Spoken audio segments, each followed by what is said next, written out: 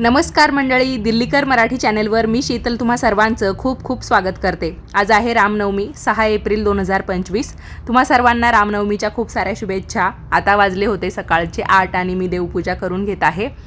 केस धुवून घेतले। आज रविवारमुळे सगळं काही निवांत सुरू आहे आणि इकडे आल्यापासून देव जरा चांगले उजळत आहे। तिकडे खूप काळपट वाटायचे तर पाण्यानेच फक्त स्नान घालून घेत आहे देवांना।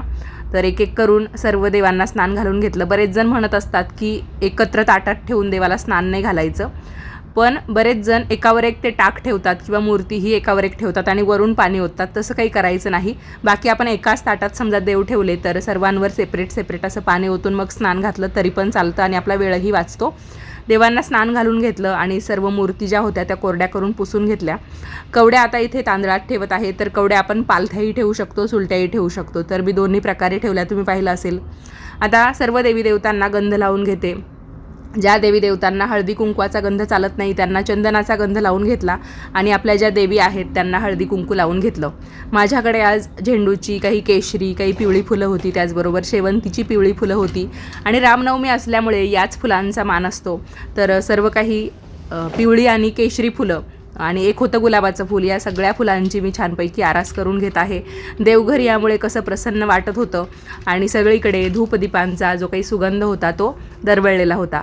आता देवाला ओवाळून घेतलं। एका हातात मोबाईलचा कॅमेरा असल्यामुळे घंटी नंतर वाजवली, त्यानंतर रघुपती राघव राजा राम पतित पावन सीताराम म्हणून घेतलं आणि पुन्हा एकदा तुम्हा सर्वांना देवघर दाखवते। यानंतर आम्ही घराबाहेर निघालो।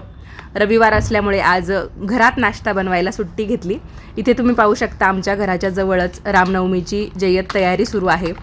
त्यानंतर आम्ही पुढे निघालो पेरूची वाडी इथली मिसळ खाण्यासाठी। आज थोडं डाएट किंवा आपलं जे हेल्थ आहे, हेल्थ कॉन्शियस आपण जे म्हणतो, त्या सगळ्यांना सुट्टी दिली आणि आम्ही खूप दिवसानंतर म्हणजे नाशिकला आल्यापासून आम्ही 2 महिन्यांनी इथे आलो आणि पेरूची वाडी या मिसळला आम्ही पहिल्यांदाच आलो होतो।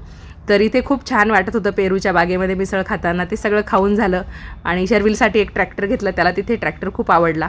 नंतर इथे गंगेवर आलो। गंगेवर तर खूप मस्त वातावरण होतं आणि ऐन 12-12:30च्या दरम्यान आम्ही इथे होतो।